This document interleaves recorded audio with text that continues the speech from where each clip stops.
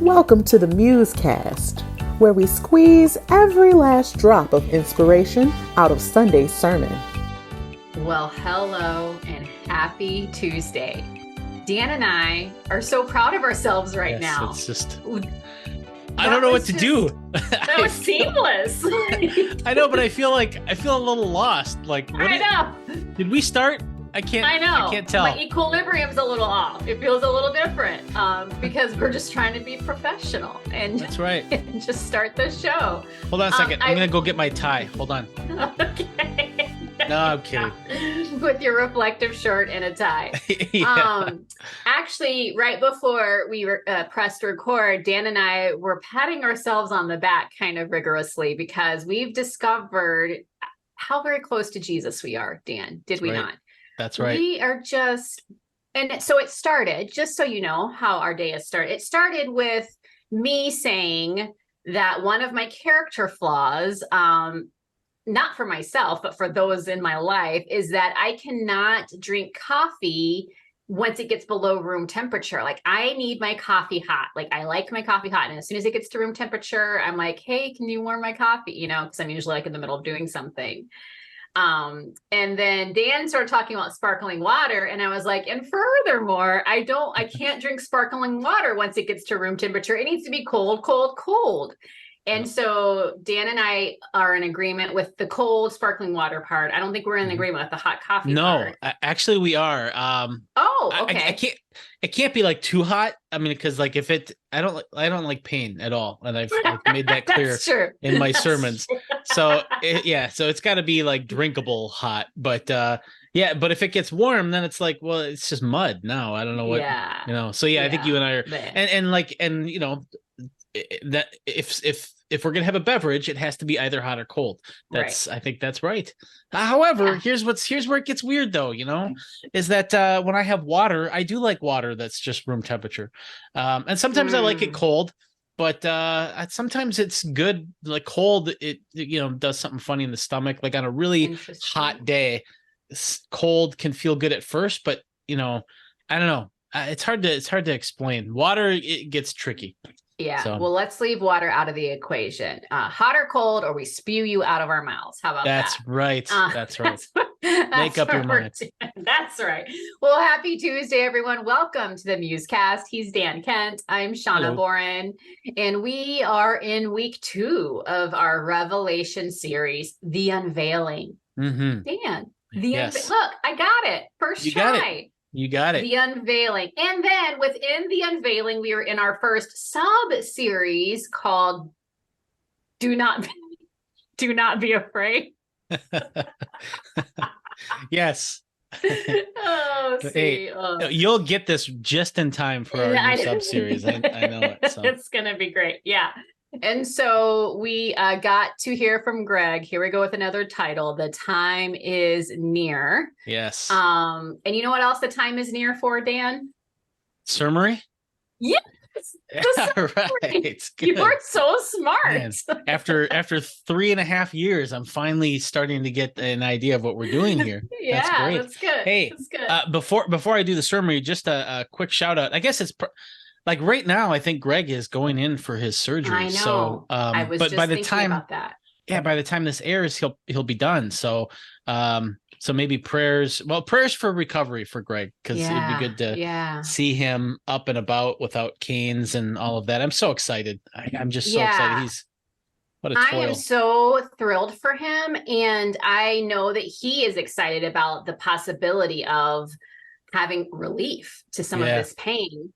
And so right now we are praying for him in this exact moment. And then when the show airs, we'll be praying for a speedy recovery, or, just what he needs, exactly what he needs. And so, And what a blessing that there is even this medical hope to take care of this. And, talking about like the book of Revelation and the, 60 AD and people who had back pain then they didn't have this option. And what a blessing that we do. So I prayers for Greg's recovery, that it takes away that pain, because he's such a dynamic speaker, and he's such a great thinker, and we want full Greg Boyd on the stage. Yes. So yes. Amen. yeah. So yeah.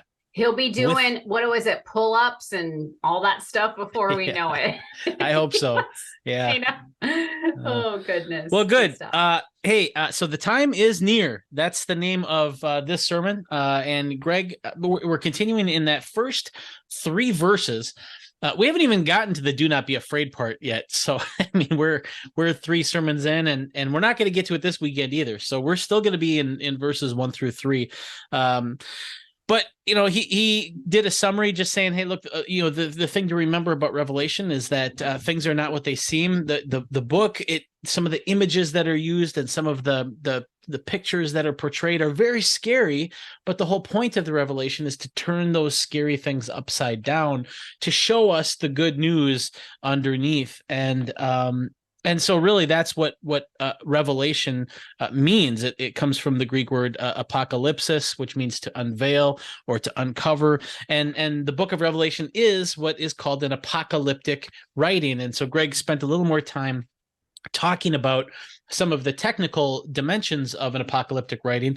And that's really what Greg wants to do with this series. Is there's a lot of technical stuff, and we're a church that appreciates the technical aspect of everything, and we want to understand the historical kind of nature of stuff, and we want to understand everything as much as possible. We want to understand it, and so we think that that's important. And so, however, to just share all of that technical stuff at once would not make for a good sermon. So Greg and the team have decided to sprinkle some of those educational components throughout the series to make them more consumable in a way that's a little more pleasing. And so this week he really looked at the nature of apocalyptic literature, and he said that a lot of these writings were born out of oppression, that these oppressed people would use this type of writing to kind of talk about a revolution, basically, against whatever empire is oppressing them. And they would use this language as sort of a cover so that it wasn't like detected or that the empire wouldn't become suspicious of any type of revolution. So they would use all of this imagery to sort of hide it. A good example of this in modern times is Bob Dylan's writing in the 1960s. You have Mr. Tambourine Man is a classic example of a song about drug use, basically, but instead of drugs, it's this tambourine player who's creating all of this surrealistic experience for the listener or the user. And of course, in the 60s, if you talked about drugs, you could get into a lot of trouble, and so they would cover that in this sort of kind of imagery, kind of in the same way that apocalyptic writing did. Apocalyptic writing was also very dualistic. There was this idea of this spiritual realm, and these things are going on behind the physical, the curtain, basically, and there's like this cosmic kind of spiritual warfare, but that there would be this revolution or this ultimate battle would be coming soon. But the key to this is that it's symbolic. It's not. It can't be taken. If you take it literally, you miss the point, and you don't get what's being communicated there. Greg shared a couple examples of that, in art also, where he talked about Guernica, this painting by I think it's Picasso did Guernica. Yeah. For some reason, I was getting Salvador Dali, the surrealist, because apocalyptic writing is very surrealistic, but it's Picasso, or as I call him, Piccacci.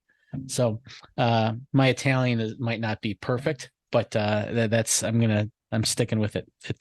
But anyway, so back to our regularly scheduled program.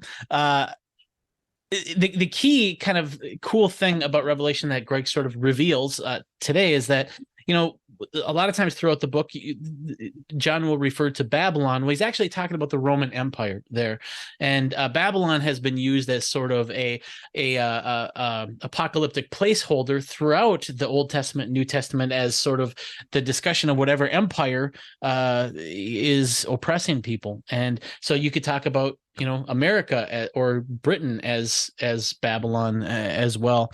And so what we find now as we get into the text is that John is saying that the time is near, and Greg looks at this word parousia, that Jesus will return is a lot of times how it's translated, but it could also mean that Jesus will appear, and so there's this sense in which a return is good because it fits with some of the marriage kind of analogies that the bridegroom has gone away and will come back for the bride, and so it fits that kind of marriage covenant stuff, but it unfortunately implies that Jesus is not with us, but Jesus is with us. And so parousia can actually mean both, but the idea is that this is going to happen soon, and the same with these other apocalyptic writings, and this is an idea that isn't just in Revelation. Greg notes that this is kind of the whole New Testament is talking about how this is going to happen soon, and we always have to be ready for this. And so the question then is, what is Revelation kind of foretelling? What is it telling us to be expecting? And the problem, if you get too literal, you can start to try to interpret Revelation through current events, and that's really dangerous because that's not the nature of the Revelation. And so Greg, to kind of communicate a better image of what's happening, he kind of shared this image where you have, instead of John kind of predicting specific events, rather what John is predicting is that there will be these echoes of these sort of apocalyptic kind of happenings, and it might look slightly different each time, but there will be this undergirding kind of struggle between God and Satan, and in the end, love will win in each of those cases until love wins the ultimate sort of event. And so the way that he has it is he's got this the cross where Jesus dies on the cross, and then way far in the future you have Jesus returning or Jesus appearing again in the future in the final ultimate time. And what happens is that there's this echo between the cross and this final return or appearance of Jesus. And so in a sense, the way that John captures it here, I got to adjust myself. In a sense, I'm going to start on this side, then it's left to right. In a sense, you have the cross, which is the victory, and this is what actually defeats Satan. But in the same way that in World War II, you had the battle at Normandy basically won the war, but it wasn't officially ended until a year and a half later. So you have like, what is it? It's you have D-Day, where it's determined that Germany is going to lose and the Allies are going to win. But then there's all of these battles until V-Day, where it's official, where Germany waves the white flag and says it's over. And that's the same thing that we have here. Is we have Jesus wins the battle against Satan on the cross, but that victory won't be official until Jesus appears again. And then, Greg talks about a lot about what that might look like for us, how that applies to us, and how we need to continue to fight those battles. And whatever echo we're in right now, we have to keep fighting that. And we fight that through self-sacrificial, other-oriented love, that we choose to serve others and we choose to be Christ's ambassadors in the world. And Greg, he concluded by confessing that he has kind of avoided talking about parousia, the second coming of Jesus, because he didn't want to be associated with some of the escapist theology where we're going to get raptured out of here and we're leaving this place and we're going to a better place. And he didn't want to associate with that. So he's sort of thrown the baby out with the bathwater. And he hasn't really talked about Christ's return. And so I'm really glad that he is now kind of looking at that, because I think it's going to be really helpful. The last thing is he leaves, I think, this very important sort of thought experiment or I don't know, reflection point that he encourages us to reflect on. And that is this: when you think of Jesus returning or appearing, do you consider that good news or not? And you have to really be honest about this. Is that good news? And or is it something that you kind of want God to wait a little while? Maybe you have something that you want to do here before all of this gets wrapped up. And I think that that's a great question. And maybe we could talk a little bit about that as we discuss the sermon. but that is my summary. It was sort of he went all over the place with it, and so it was probably sort of a long and winding summary, but that's what I got. What did you think of the sermon? Good. Okay, wait. Hold the phone. That's not the water you were drinking before. This is this is now warm.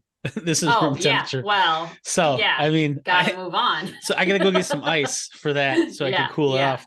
This is a prebiotic thing, and it's all yuppie stuff. I'm trying to find things without sweetener, and from the sermon that I did, Don't Look Back. I'm still looking. I'm fighting that battle. So let's do it. I love that, Dan. That's been several weeks, and look at you holding yourself accountable right here in front of the entire MuseCast community. Good job. That's right. Thanks. I like it. When you were talking about the echoes, first of all, I will respond to the sermon, of course, but I just got to say, an easy way to think about it when you're talking about the echoes is, the Vikings, they're not going to win. You just got to wait and see how it's going to play out. And, when they get picked off in the final seconds in the end zone, you're just like, and of course, of course. So, the outcome is known. It's just how's it gonna get here? How's it gonna play out? That's right.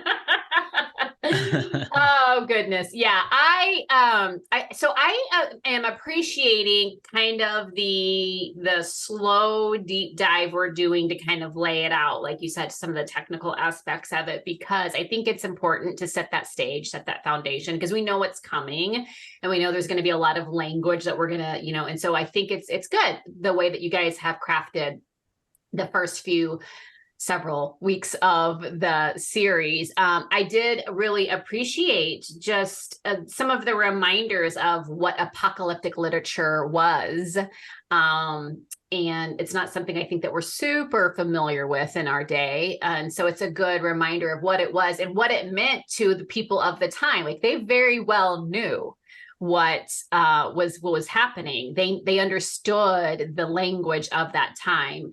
And it reminded me of, in a different way, but similarly, like to Negro spirituals. Like, if you take any marginalized, oppressed group, there will usually be some sort of coded language song to kind of like, share this kind of camaraderie and just kind of express hope to one another without alerting the powers that be. So that it kind of reminded me of that. I also that's a really good one. That's a great example. Yeah. Thank you. Yeah. Maybe you can remind me, when Greg was talking about Revelation, he talked about how it used to be something that, of course, that he saw as something to be fearful of or to stay away from, but really it's not about escaping. It's more about Jesus coming and returning to make things right, to set everything right. It's not, that things are I forget exactly how he said it, but in that moment when he said it, I was like, yes, that's the way we need to be looking at this. This is all about whenever it happens, however it happens, it really is all about his kingdom fully manifesting here. And so everything will be aligned by his love. And that's nothing to fear, nothing to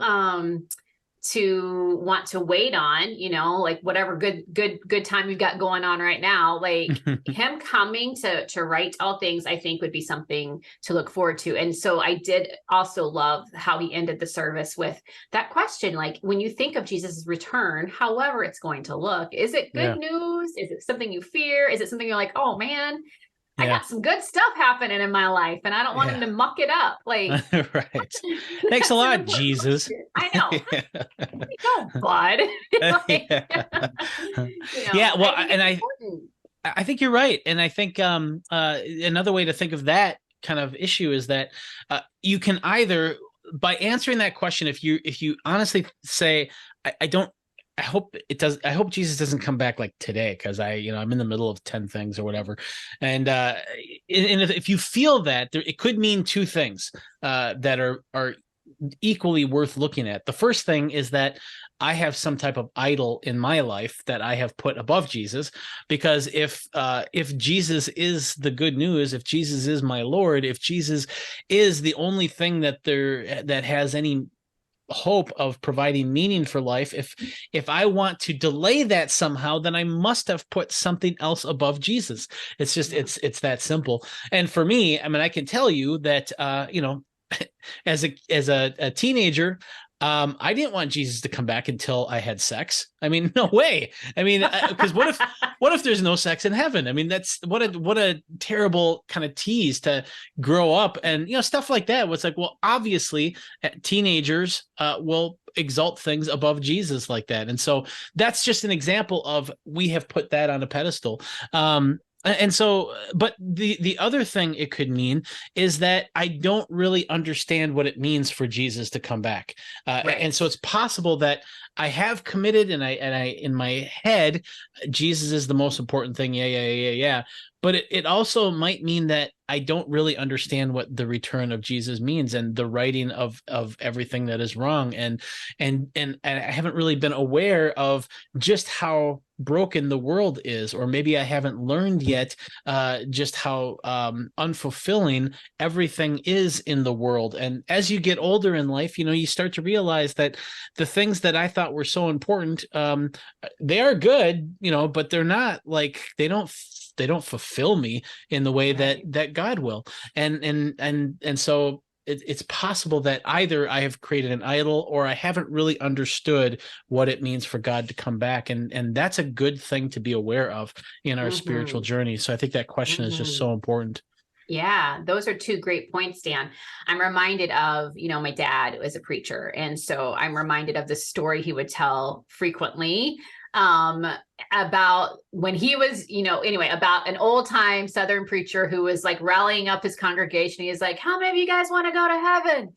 And they'd be like, yeah. And he'd be like, how many of you guys want to go to heaven? Yeah. And he would notice this one guy, this one farmer dude that kind of in the back, he would just kind of sit there.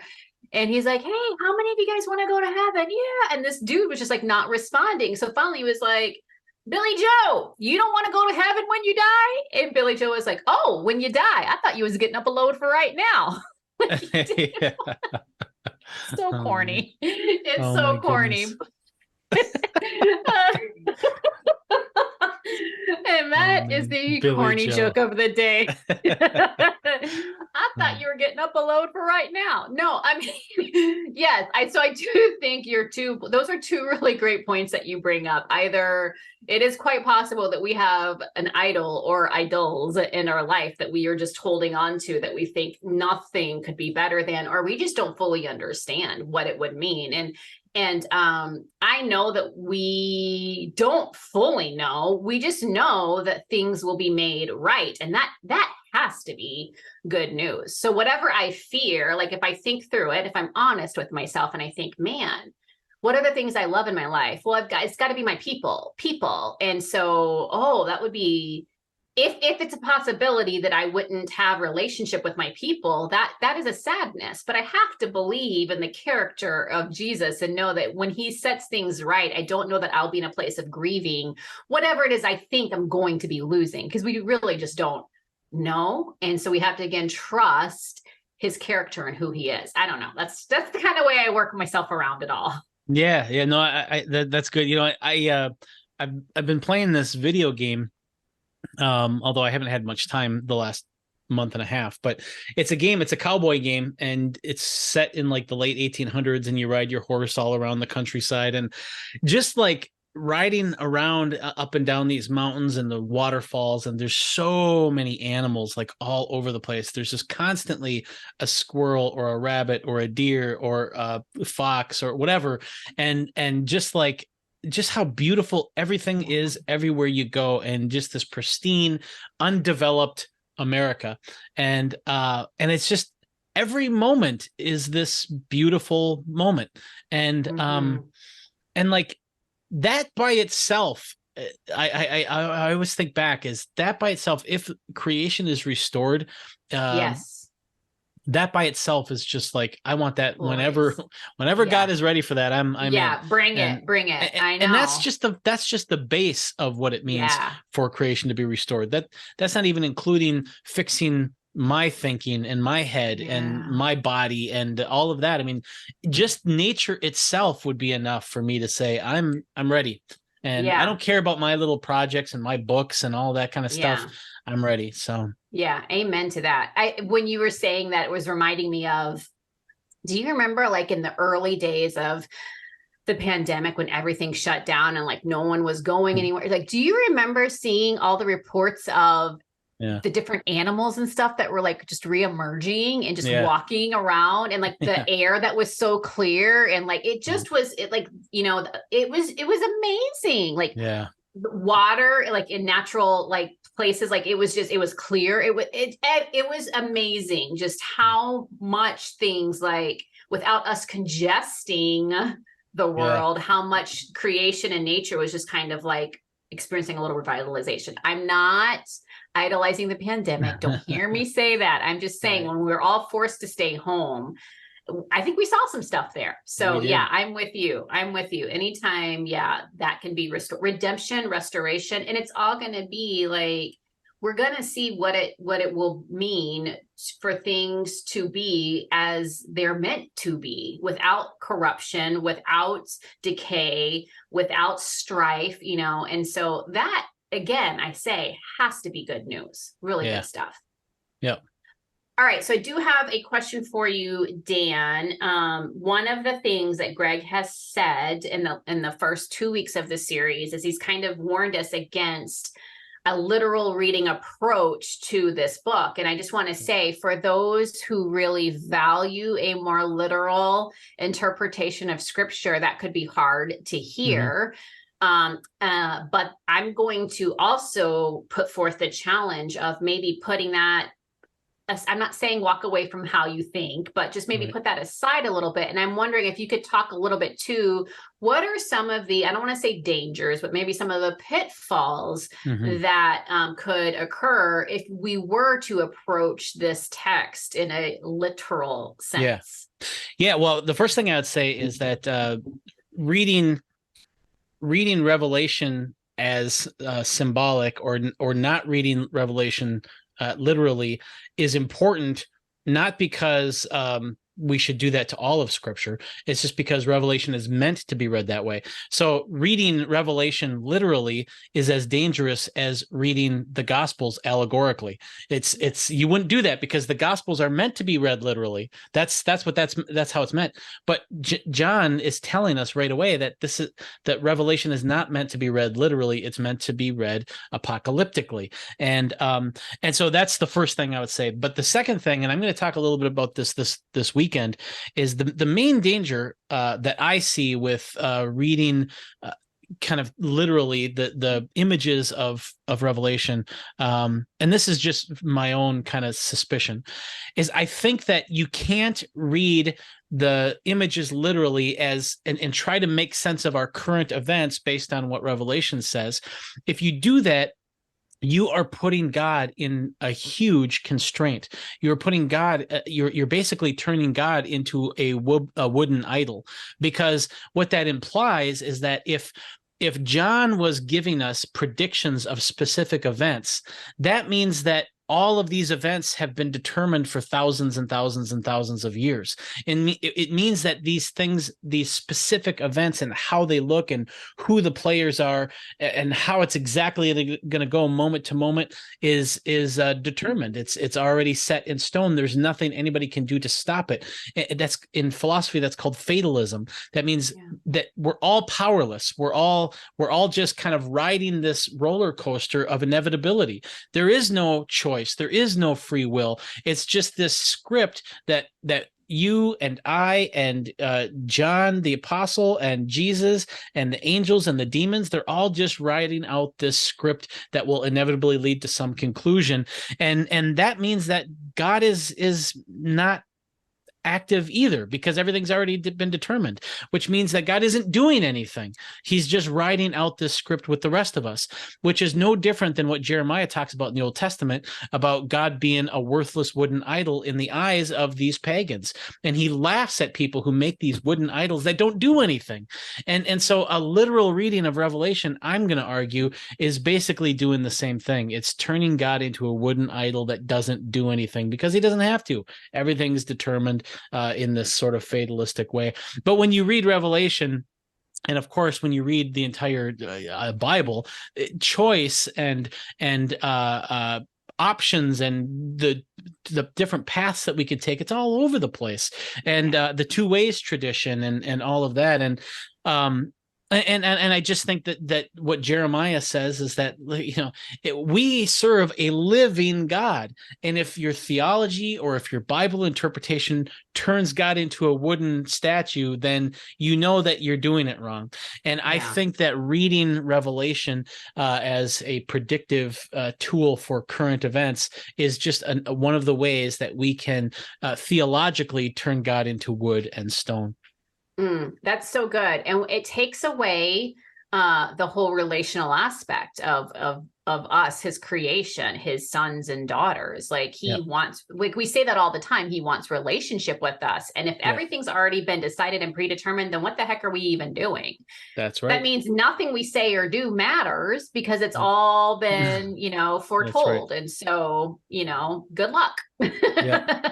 That's right. Now, some people, just to be clear, some people will say that, all of that stuff is true, what I said, and yet God still has a relationship to time where he can see how it will freely and dynamically go. And there's disagreement on what that looks like or how, if that even works. But there are people who believe that, and I respect that perspective. Absolutely. So Yeah, it was interesting though that Greg kind of, I think in his encouragement / warning was like, he even said like, it's kind of like divination. It's like, we are no better than, not that we are better, but for those who like look to tarot cards or whatever for direction and guidance and all of that, look to superficial things. And really it's putting God in a box. Yeah.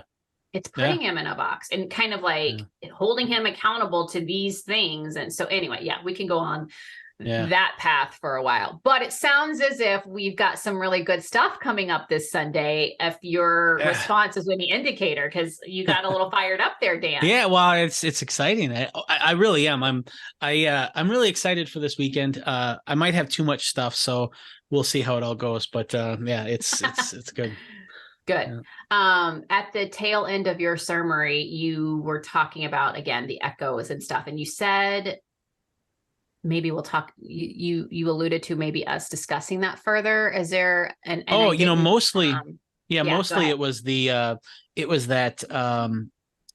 challenge that Greg had at the end. That's what I was hoping. And we talked about that. So. Okay. I just wanted to make sure we got it all covered because you're a busy man. You got a lot of things on your mind. So the good news is, Dan, whatever you bring this Sunday, and if you guys haven't caught on, Dan is next in line. He's going to be bringing the sermon this Sunday as Greg is recovering. But again, this was in the schedule. This is what we were doing.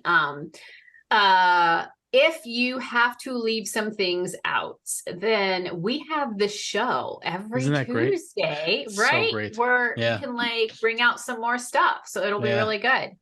That's right. Yeah, Greg's got to be jealous about that. So he cuts things out and he has nothing to do with it. It just sits on his desk, Yeah, so. It's a one and done kind of thing. Too bad, so sad, Gregory. That's right. As we're closing out the show today, Dan, I do want to, because like we said, we are kind of taking some intentional time to kind of lay some groundwork and, at the beginning, the front end of the series. Can you just give us a little glimpse as to what it's going to be, like the unveiling, like as a whole? Just give us a little sneak peek as to what we have to look for the whole series. Mm-hmm. I think that's a tough challenge because with Greg it could go anywhere and it could be 5 years. So I will say that ultimately I think what he has said is probably the best synopsis, which is that Revelation is an apocalyptic work that's an unveiling where it shows us something scary that really terrifies us because it resonates with the real fears and the real problems that we face. And then it sort of therapeutically turns that scary thing over to reveal the Jesus as the slaughtered lamb, the Jesus as the self-giving, loving lamb. And so I think that's ultimately what it shows. But there's all of those echoes, and that also represents the many different types of fears and the many different types of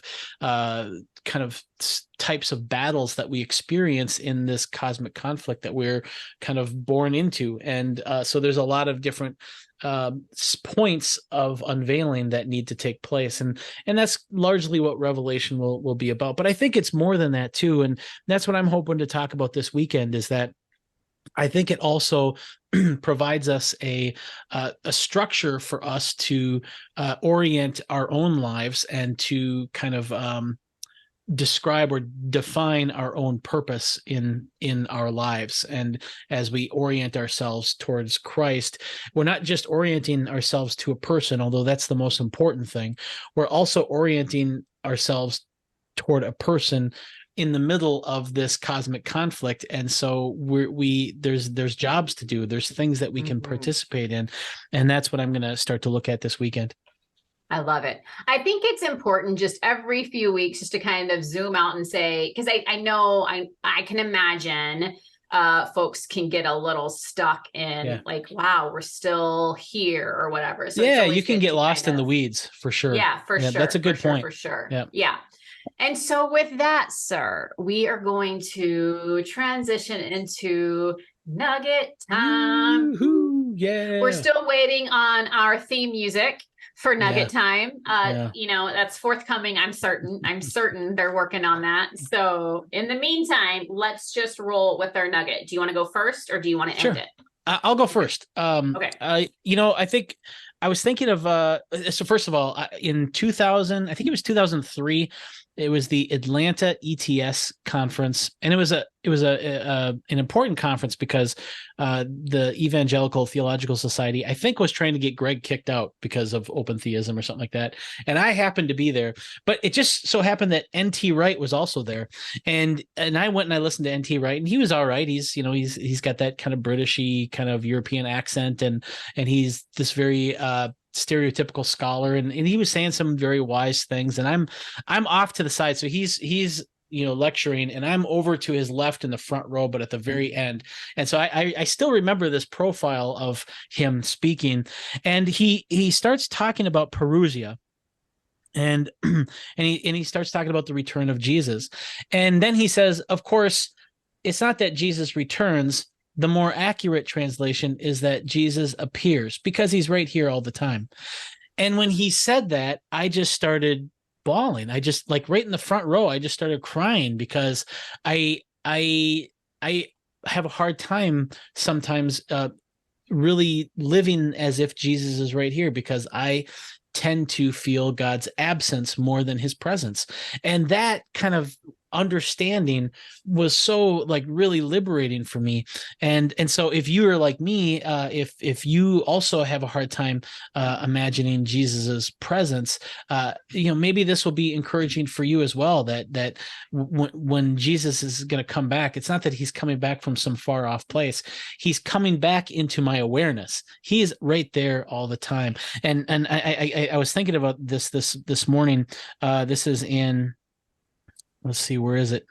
That was going to go a different direction with that. This is in Lamentations 22 and 23. It talks about how the Lord is showering us with loving kindness every day, and every morning we awake anew. And it's just this idea that even though I'm going about my day, going to sleep, waking up, behind the scenes, God is refreshing us, and God is loving us, and God is filling us with grace. And at some point, there will be this parousia, there will be this tangible unveiling, and we'll see Jesus will be right there, and we'll see how near Jesus was this whole time, and we'll get to see his graceful gifts that he gives us, and we'll get to participate in that refreshing kind of relationship in a way that we haven't yet.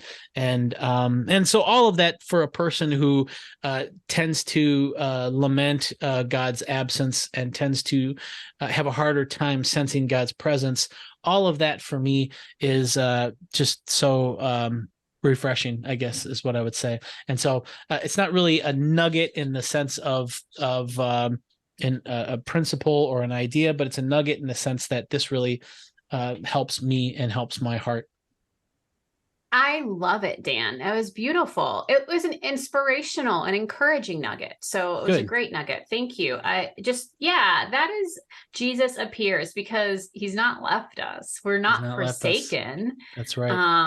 And wow. And I think people need to hear that. So thank you for sharing that experience that you had. My nugget is a little different than I normally do. And I'm going to encourage us all to, whether or not you're familiar with the practice of Lectio Divina, it's where you're reading scripture, a passage, and you read the same passage over and again, slowly, to kind of see what bubbles to the surface for you. I think this series is a great opportunity to do that, even while we're here in the beginning and we're kind of hovering over the similar verse, the same verses, and we haven't I think if you're tempted to get impatient and think, when are we going to get onto it? Allow God to reveal to you something, because as Dan just said, he is here. He's at work. He is, aiding us. He is on our behalf, working in the spirit. And so I think instead of wanting to rush things along, take some time and do Lectio Divina, like read these first 3 verses, and just meditate on them and see what the Lord may show you. And you may think they're simple. You just never know. I just don't want us to rush through, because I think, not to get too hooky spooky, but I get this sense that prophetically, we are sensing that this is an important series, and this is an important time to give this teaching. And this is, again, not about predicting dates. It's not at all what this is about, but just the reality of what is happening in our world. And how do we live out our kingdom calling in the midst of it all? Yeah. We know victory has been established, but we're still living in the in-between, the not yet of the already. So I just think, instead of trying to rush through, let's take the time and see what God is speaking to us, like at each moment of the series. Yeah, that's great. Awesome. Yeah, that's awesome. Yeah, what you could Lectio Divina.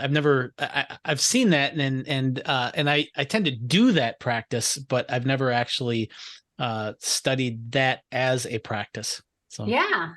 Oh, cool. See, you were just naturally, look, like Dan, you are so gifted, sir. You're just doing it, and didn't even know you were I'm a natural. I'm a natural. That's right. That's right. Well, part of it is just because one last thing, and maybe this should have been my nugget. I don't know. I like my nugget, I guess. But one of my at some point, like early on in my faith, because I would like underline things in the scripture, and then like one day, I'm like, well, this is dumb, because 10 years from now, I might not think this same aspect is important.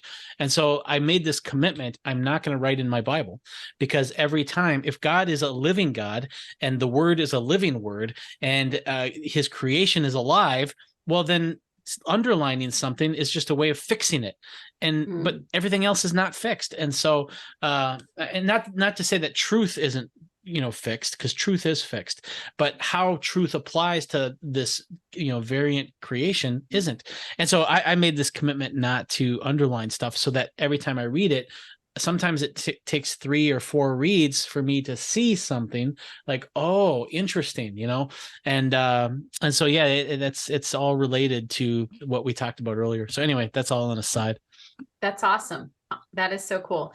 All right, guys. Well, that's our show for today. Thanks for tuning in, and thank you for chatting with us. And just find ways to engage this series. I think it's going to be really important to not just hold this on your own. I mean, there's time for that, but I do feel like you need to be processing this and talking this stuff out with others. So hopefully you have means by which to do that. And if you need help, let us know.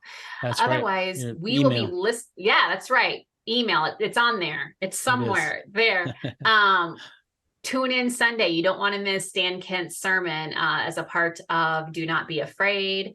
and then circle back with us next Tuesday as we dive deeper into that conversation from his sermon. Have a great week, you guys. Bye, you guys.